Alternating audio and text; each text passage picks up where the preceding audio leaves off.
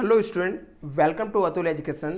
तो जैसा कि फ्रेंड मैंने आप लोग से वादा किया था कि जितनी भी ऑब्जेक्टिव क्वेश्चन है मैं उसका आपको एक्सप्लेन करके बताने वाला हूं और हर एक सब्जेक्ट का ऑब्जेक्टिव क्वेश्चन अपलोड करने वाला हूं। तो मैंने इससे पहले आपको फाइनेंशियल अकाउंटिंग के ऑब्जेक्टिव क्वेश्चन ऑलरेडी अपलोड कर दिया हूँ।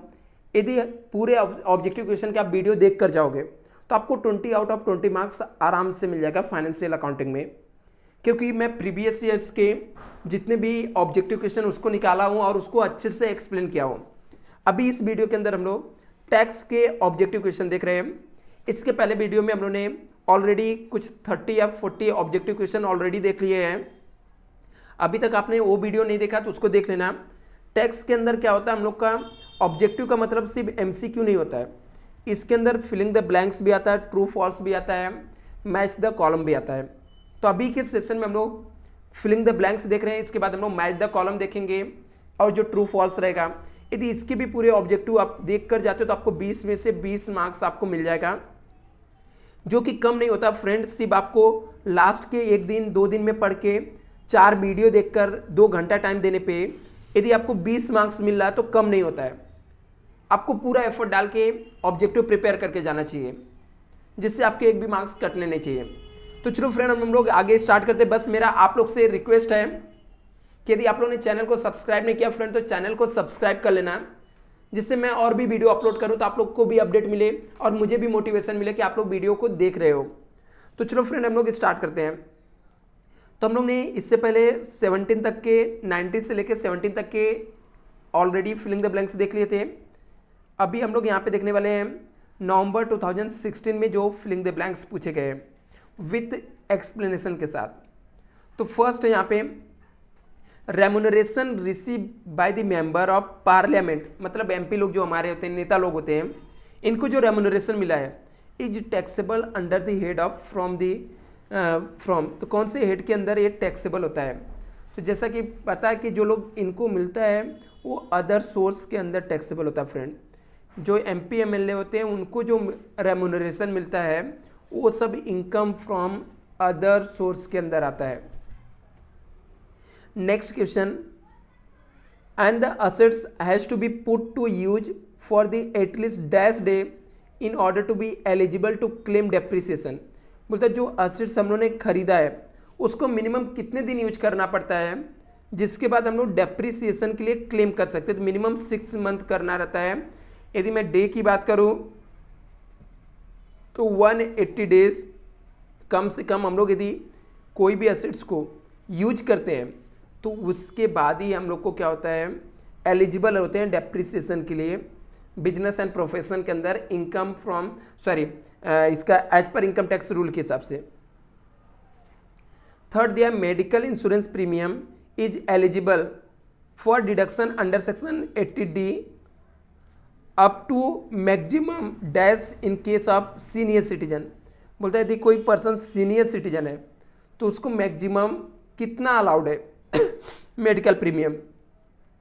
तो 80D के अंदर मेडिकल प्रीमियम सीनियर सिटीजन को मैक्सिमम 50,000 अलाउड है। 25,000 नॉर्मल कंडीशन में अलाउड है, 25,000 सीनियर सिटीजन होने की वजह से अलाउड है। टोटल 50,000 रुपये अलाउड है। इन केस ऑफ पेरेंट्स का भी बढ़ रहा है तो 75,000 हो जाएगा मैक्सिमम अलाउड, यदि उसमें से कोई भी एक पर्सन सीनियर सिटीजन है। Question number 4, bond of the Mahindra limited held 24 months dash are the capital assets. बोलता है महिंद्रा कंपनी का जो बॉन्ड्स है उसको मैंने होल्ड करके रखा था 24 मंथ तक। तो ये हमारा क्या रहेगा, शॉर्ट टर्म रहेगा या लॉन्ग टर्म रहेगा? तो लॉन्ग टर्म कैपिटल गेन होता है, लॉन्ग टर्म। लिखा gratuity receive by the non government employee who are not cover under the payment of gratuity act is exempt under of the maximum कितना है? बोलता है ऐसे एम्प्लॉय जो नॉन गवर्नमेंट है वो रिसीव करें gratuity under the payment of gratuity act is exempt up to maximum कितना एग्जेम्प्ट है? तो उनको 10 लाख तक एग्जेम्प्ट होता है। जो ग्रेजुटी होता है नॉन गवर्नमेंट एम्प्लॉय को उनको मैक्सिमम 10 लाख तक क्या होता है, एग्जेम्प्ट होता है। आगे dividend receive on share of cooperative society. यदि हम लोग को डिविडेंड रिसीव हो रहा है शेयर ऑफ कोऑपरेटिव सोसाइटी से तो क्या हो जाएगा, टैक्सेबल हो जाता है। आगे लिखा है interest on borrowing 5 lakhs for deem to be let out property is eligible for deduction up to, बोलते हम लोगों ने इंटरेस्ट बोरोड किया था 5 lakh deem to be let out property के लिए। तो लेट आउट प्रॉपर्टी के लिए तो इसके लिए हम लोगों ने जो इंटरेस्ट रहता है वो कितना एग्जेम्प्ट होता है, मतलब कितना। तो यहाँ पे जैसा कि आपको पता है फ्रेंड कि लेट आउट प्रॉपर्टी के लिए जितना भी इंटरेस्ट हम लोग भरते हैं, 5 लाख पेमेंट किया तो 5 लाख पूरा का पूरा अलाउड होता है। बट सेल्फ ऑक्यूपाइड प्रॉपर्टी के लिए अलग कंडीशन होता है। यदि 1 अप्रैल 99 के पहले आप लिए रहोगे तो 30,000, उसके बाद लिए रहोगे तो मैक्सिमम 2 lakhs आपको अलाउड होता है self occupied property. Let out property के लिए, deem to let out property के लिए आप जितना भी इंटरेस्ट भरोगे पूरा आपको अलाउड होता है। 8 क्वेश्चन देखते हैं। Jewellery to be regarded long term capital assets should be held for the period more than dash month. तो 36 मंथ से ज़्यादा समय तक यदि ज्वेलरी को हम लोग होल्ड करते हैं तो ये हमारा लॉन्ग टर्म कैपिटल गेन होता है। बोलता है residential status of Indian company is dash India. बोलता है जो इंडियन कंपनी रहता है उनका रेसिडेंशियल स्टेटस क्या होता है, तो जितने भी इंडियन कंपनी होते हैं सबके जो लीग स्टेटस होते हैं रेसिडेंस होते हैं। तो क्या होता है, रेसिडेंस होता है, इनके स्टेटस क्या होंगे, रेसिडेंस होंगे। नेक्स्ट यहाँ पे देखते हैं,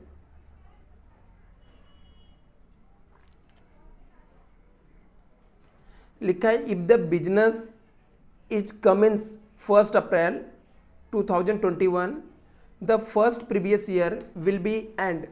बिजनेस 1 मार्च को स्टार्ट हो रहा है तो इसका फर्स्ट प्रीवियस ईयर कब होगा, जैसे ही 31 मार्च को 2021 में कंप्लीट होगा 1 साल, तुरंत इसका प्रीवियस ईयर पूछा ना। बिजनेस तो अभी स्टार्ट हुआ तो ये करंट ईयर असेसमेंट ईयर हो जाएगा, जो प्रीवियस ईयर रहेगा वो नेक्स्ट ईयर होगा। तो if the business is the commences 1 April से स्टार्ट हो रहा है तो एक 1 अप्रैल अपना असेसमेंट ईयर हो गया जिस साल चल रहा है, और जैसे क्लोज होगा 31 मार्च इसका क्या हो जाएगा, फर्स्ट प्रीवियस ईयर हो जाएगा। Family pension receive by widow of the employ is chargeable as a income from.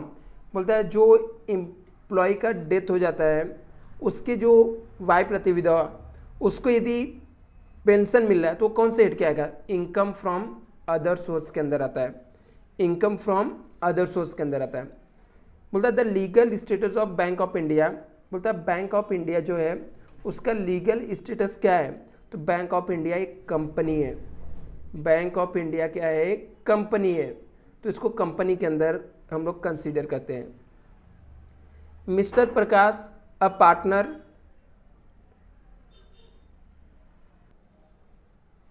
तो मिस्टर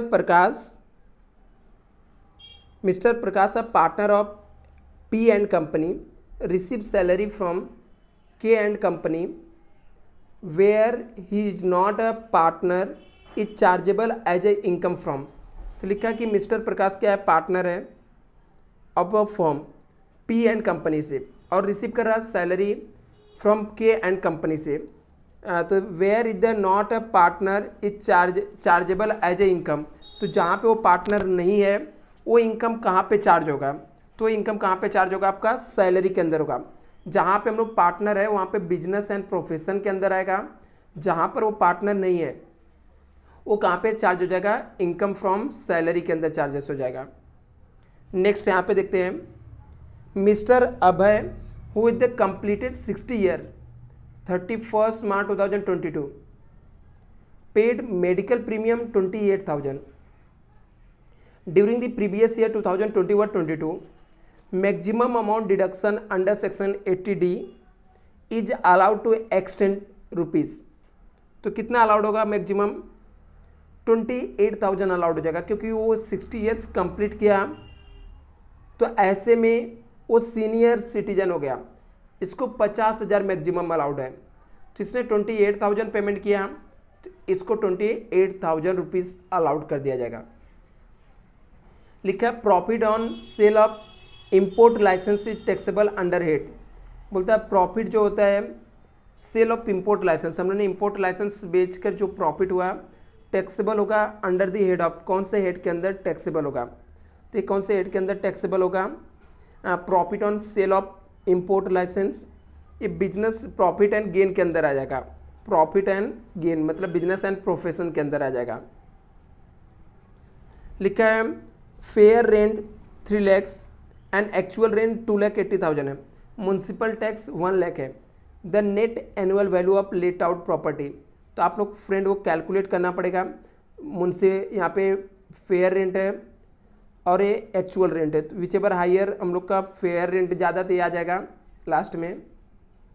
यहाँ पे नेक्स्ट देखेंगे, इसमें से म्यूनसिपल टैक्स 1 लाख पेमेंट कर दिया, तो इस हिसाब से कितना टैक्सेबल हो जाएगा, 2 लाख हो जाएगा, तो 2 लाख रुपए इसके राइट ऑप्शन आ जाएंगे आपके। नेक्स्ट देखते हैं, यहाँ पे लिखा है municipal tax paid by the dash is the allowed as a deduction for computing the net annual value let out property.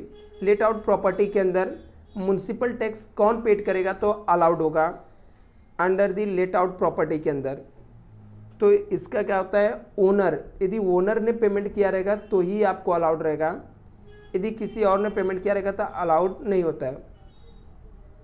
N open plot of land given on rent to be charges as income from, बोलता है हमारे पास एक open plot है, उसको हम लोगों ने क्या किया रेंट पे दे दिया, तो कौन से हेड के अंदर चार्जेबल होगा, तो क्या यहाँ पे आ जाएगा इनकम फ्रॉम अदर सोर्स के अंदर आ जाएगा, income from other source. Repair charges 30,000 paid in cash 1/12/2021 disallowed to extend rupees, बोलता है रिपेयर्स के चार्जेस हम लोगों ने 30,000 रुपये पेड किया कैश में, तो कितना डिसअलाउड होगा एक्सटेंड, तो यहाँ पे कितना डिसअलाउड हो जाएगा, पूरा का पूरा 30,000 डिसअलाउड हो जाएगा, क्योंकि हम लोग को कैश में सिर्फ 10,000 ही अलाउड है पेमेंट करना under the head of business and profession. अक्टूबर 2015 के अंदर जो फिलिंग द ब्लैंक्स आए थे, तो यहाँ पे आप लोग देख सकते हो फ्रेंड फिलिंग द ब्लैंक्स बहुत बार पूछा गया है टैक्स के अंदर, तो आपको फिलिंग द ब्लैंक्स को अच्छे से प्रिपेयर ही करके जाना है। लिखा है export incentive receive in the form of duty drawback by and the Indian exporter it charges income from, बोलते हैं हम लोग को ड्यूटी ड्रॉबैक मिला, एक कोई इंडियन एक्सपोर्टर है तो उसको जो ड्यूटी ड्रॉबैक मिला तो कौन से हेड के अंदर इनकम चार्ज होगा, बिजनेस एंड प्रोफेशन, क्योंकि ड्यूटी जो भरने का काम होता है एक्सपोर्टर है, एक्सपोर्ट का वो सब बिजनेस एंड प्रोफेशन के अंदर आता है। Second, cost inflation index applicable for computing income from, बोलता है CIA जो होता है कॉस्ट इन्फ्लेशन इंडेक्स अप्लीकेबल होता है, कंप्यूट करते हैं हम लोग इनकम, कौन सी इनकम कंप्यूट करते हैं, तो लॉन्ग टर्म कैपिटल गेन जो रहता है उसके लिए ही सीबे अप्लीकेबल होता है।